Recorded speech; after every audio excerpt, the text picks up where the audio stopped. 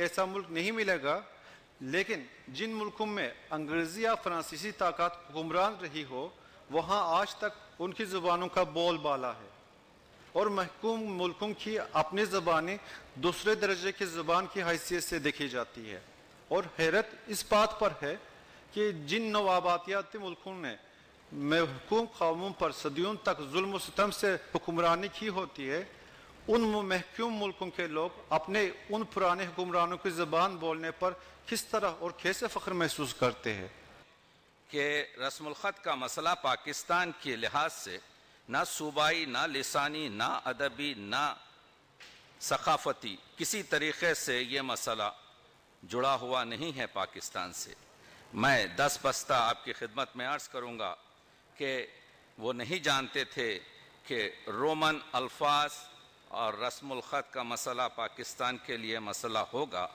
اور دوسری بات یہ ہے کہ اردو کا جو قلب ہے، اردو کا جو دل ہے، وہ پاکستان ہے، اور جہاں کہیں بھی کچھ مسئلہ اردو پر پیش آئے، وہ دہلی ہو کہ لندن ہو کہ نیو یارک ہو کہ ٹورنٹو ہو، وہ مسئلہ پاکستان ہی کا مسئلہ ہے، اس وجہ سے کہ پاکستان گہوارہ اردو ہے، اور اردو کو سنبھالنا سنوارنا پاکستان کا عین لسانی فرض ہے۔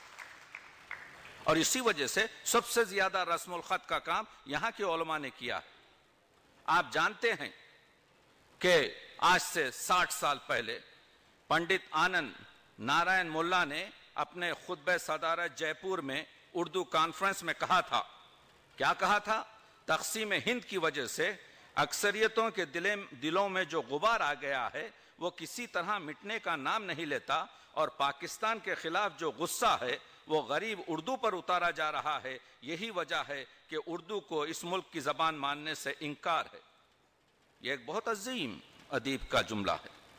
تو آپ دیکھ رہے ہیں کہ مسئلہ رسم الخط کا ایک حیاتی مسئلہ ہے۔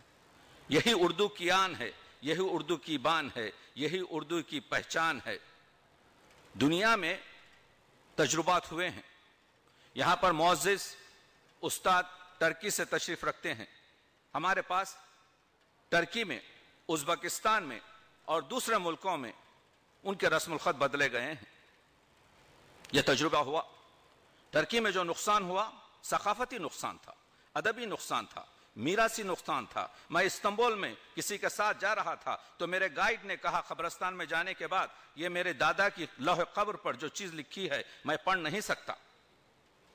ہزاروں کتابوں کا لٹریچر، اتنی بڑی ترکش حکومت کی، اس کو جب تک آپ ٹرانسلیٹ نہ کریں اس زبان سے، لیکن اس کے باوجود اگر آپ جرمنی میں جائیں تو آپ دیکھیں کہ وہاں کی فرسٹ مائنورٹی ٹرکش ہے، تو وہاں پر سب رومن میں لکھتے ہیں۔ جو لفظ رومن میں لکھا جاتا ہے زبان تو باقی رہے گی۔ اگر پوری ایرانی کو آپ، فارسی کو اگر آپ رومن میں لکھیں، فارسی باقی رہے گی۔ اگر آپ لکھیں آغا بیا، تو آغا بیا کسی دوسری زبان میں سوائے فارسی کے معنی نہیں دیتا۔ لیکن جب میں یہ کہوں گا کہ مجھے پانی دو، اگر نستعلیق میں لکھا جائے تو وہ اردو ہے، اگر دیوناگری میں لکھا جائے تو وہ ہندی ہے۔ تو آپ نے دیکھا کہ دنیا کی دو زبانیں ایسی ہیں کہ ایک زبان کا رسم الخط بدلنے سے دوسری زبان میں وہ زبان ہڑپ کر لی جا سکتی ہے، یعنی اردو کا وجود ختم ہو سکتا ہے۔ یہ اتنی اہم چیز ہے رسم الخط کی۔ رسم الخط کی حفاظت اردو ادب کی حفاظت ہے۔ ہم وہ دوسری باتیں نہیں کر رہے ہیں۔ ادبی ہماری سخاوتیں، ادبی ہماری میراثیں، ہمارے دینیات۔ میں عرض کر رہا تھا کہ قرآن مجید کے سب سے زیادہ ترجمے اگر کسی زبان میں ہوئے ہیں تو میں نے شمار کیا تھا تقریباً آج سے 13 سال پہلے، تو وہ 89 یعنی 89 صرف اردو میں ہوئے تھے، دوسرے نمبر میں فارسی میں تھے جن کی تعداد 56 تھی۔ تو آپ دیکھ رہے ہیں کہ قرآن مجید کے تراجم ہوں کہ تفاسیر، قرآن مجید کے علاوہ دینیات، ہماری اسلامی تہذیب، ہماری ورثہ دار تہذیب، ہماری زبانی شعریت، یہ تمام چیزیں مربوط ہیں رسم الخط سے۔ تو ہوا کیا؟ اور اصل ہوتا یہ ہے کہ جس طرح سے ایک حیوان ایک خاص جنگل میں رہتے ہوئے، ایک خاص آب و ہوا میں رہتے ہوئے اپنی چمڑی بناتا ہے، اسی طریقے سے ہر منطقے کی زبان ایک طولانی عرصے میں ایک رسم الخط کو اپناتی ہے. یعنی آپ اگر شیر پر انسان کی چمڑی چڑھا دیں تو شیر باقی نہیں رہے گا.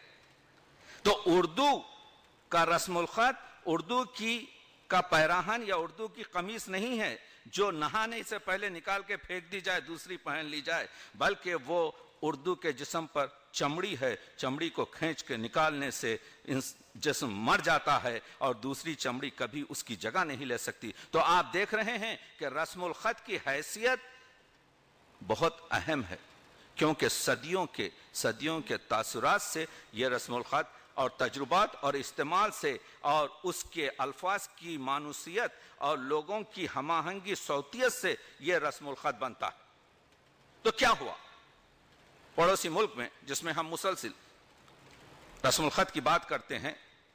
کچھ ایسے مفروضے پیش کیے گئے جس کی وجہ سے اردو رسم الخط کی طرف سے ایک ایجیٹیشن رہا. یہ ایک کہ اردو رسم الخط ایک غیر ملکی عربی فارسی رسم الخط ہے، یہ اسلامی رسم الخط کا بھارت بھومی سے کوئی تعلق نہیں. دوسری چیز، اردو میں مستعملہ فارسی، عربی و ترکی کے الفاظ، اصطلاحات اور تلمیحات وغیرہ کا تعلق ہندوستان کی سرزمین سے نہیں بلکہ یہ سب عرب و عجم کی پیداوار ہے. تیسری چیز، اردو رسم الخط کو دیوناگری میں تبدیل کرنے سے بھارت میں قومی یکجہتی بڑھ سکتی ہے. چوتھی چیز، رسم الخط کی تبدیلی سے اردو کے لسانی ذخائر دیوناگری میں آسانی سے منتقل ہو سکتے ہیں.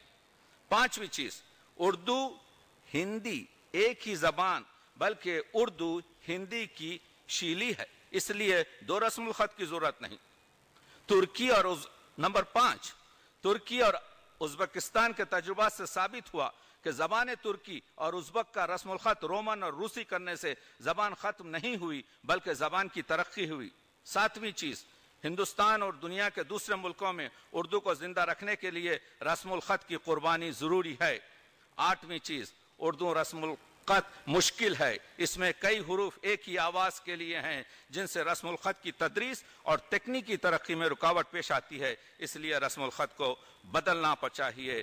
تو آپ نے دیکھا ایک تومار ہے جو یہ پیش کر، کیونکہ میں نے اس جملہ یہی کہا تھا کہ دونوں طرف آگ برابر لگی ہوئی. وہ لوگ جو اردو کا رسم الخط مٹانا چاہتے ہیں وہ بھی یہی ادعا کر رہے ہیں، ہم اردو کی زندگی بچانا چاہ رہے ہیں. اس میں ایک طویل لفظ ہے، خواجہ احمد عباس ہوں کہ عصمت چغتائی ہوں کہ ہاشم اختر ہوں یا دوسرے اساتذہ، اس میں آپ کو ایک پوری صف ہے جس میں یہ لوگ یہ کہہ رہے ہیں کہ دیوناگری میں کر دیا جائے یا رومن میں کیا جائے. آپ کے اسی پاکستان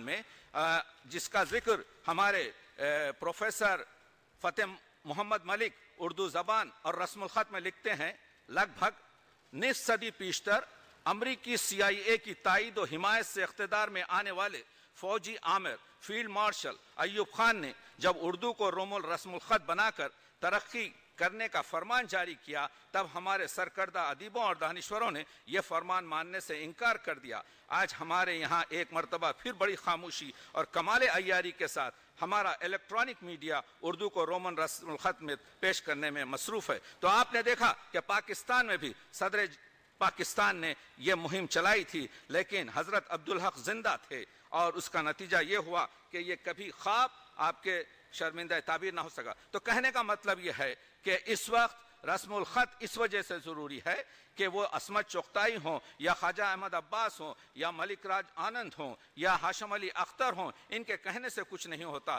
بات یہ ہے کہ ہم کو رسم الخط کی طرف توجہ کرنی چاہیے. ہم کو رسم الخط بدلنے کو اس وجہ سے گریز کرنا چاہیے کہ آج سے 80 سال پہلے پروفیسر مسعود حسن ادیب نے یہ مسئلہ 150 سال سے چل رہا ہے. میں نے اس پر تحقیق کی ہے، میرے کچھ آرٹیکل آپ کو انٹرنیٹ پر مل جائیں گے رسم الخط کے بارے میں. یہ مسئلہ 50-60 سال سے نہیں ہے، یہ مسئلہ آپ کے تقریباً اسی زمانے سے شروع ہوا ہے جب فورٹ ولیم کالج 1800 عیسوی میں آپ کے بنایا گیا اور سب سے پہلے پریم ساگر کے نام سے پہلا پتھر اسی طرف ڈالا گیا تھا. تو میں عرض یہ کر رہا ہوں کہ مسعود حسن رضوی نے اردو زبان اور اس کے رسم الخط میں آج سے 80 سال پہلے 6 نکات پیش کیے. انہی نکات کے جواب میں کیا کہا؟ رسم الخط بدلنے سے زبان کی